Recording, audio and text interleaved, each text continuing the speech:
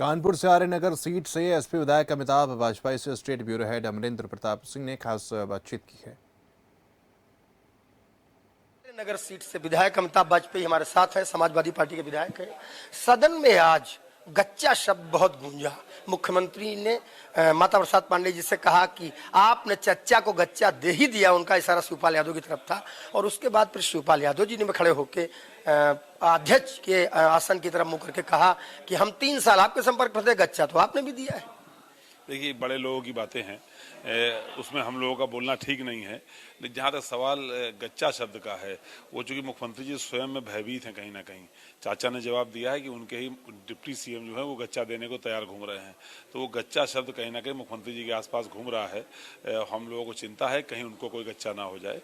और जहाँ तक चाचा का सवाल है, चाचा आखिर चाचा हैं, उनका सम्मान पार्टी में सदैव सुप्रीम रहा है।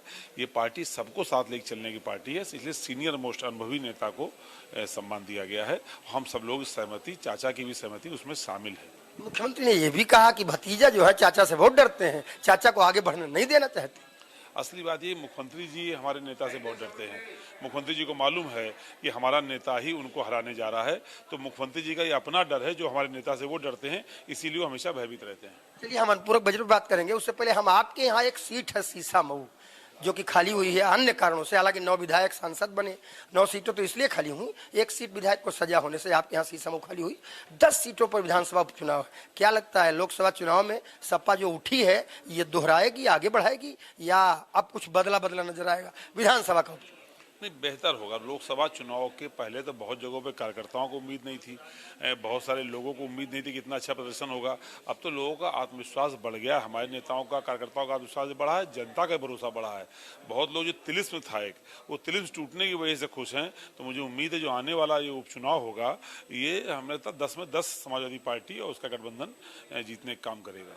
वित्त मंत्री हमारे सीसामऊ का आपने पूछा, तो सीसामऊ अभी हम लोग प्रयास हाई कोर्ट में कर रहे हैं, सुप्रीम कोर्ट तक करेंगे। हम कोशिश करेंगे कि सजा पर स्टे हो जाए और चुनाव की नौबत ना आवे। और चुनाव यदि हुआ तो भारतीय जनता पार्टी को, अभी हम लोगों ने लोकसभा में 27,000 वोट से वो सीट हराई है, हम लोग फिर बड़ी अंतर से उनको हराने का काम करेंगे। अच्छा, सरकार भारी भरकम अनुपूरक बजट लाई है, कहती है जनहित में, लोकहित में आवश्यकता होती है नई चीजों की, जिसमें 319.95 करोड़ की नई अनुपूरक मांगे भी। नहीं, केवल 12,000 कुछ करोड़ लाए हैं, 1.66% का अनुपूरक लाए हैं।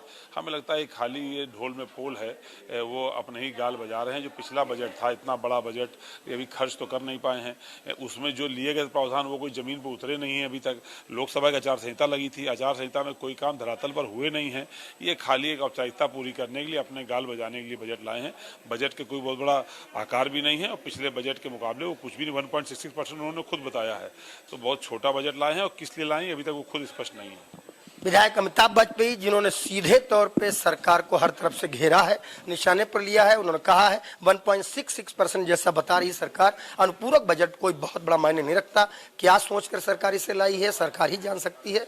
जनता का इससे उन्हें कोई हित होता हुआ दिखाई नहीं पड़ रहा है। सीसामऊ सीट के लिए उन्होंने कहा कि हम लोग कोर्ट में लगातार प्रयास कर रहे हैं कि वहां पर चुनाव की नौबत ना आए, लेकिन अगर चुनाव होता है तो लोकसभा की तरह समाजवादी पार्टी वहां आगे दिखाई पड़ेगी। जैसा कि लोकसभा चुनाव में 27,000 वोटों से वहां पर भारतीय जनता पार्टी पिछड़ गई, ऐसा विधायक जी को लगता है कि विधानसभा उपचुनाव में भी हो सकता है।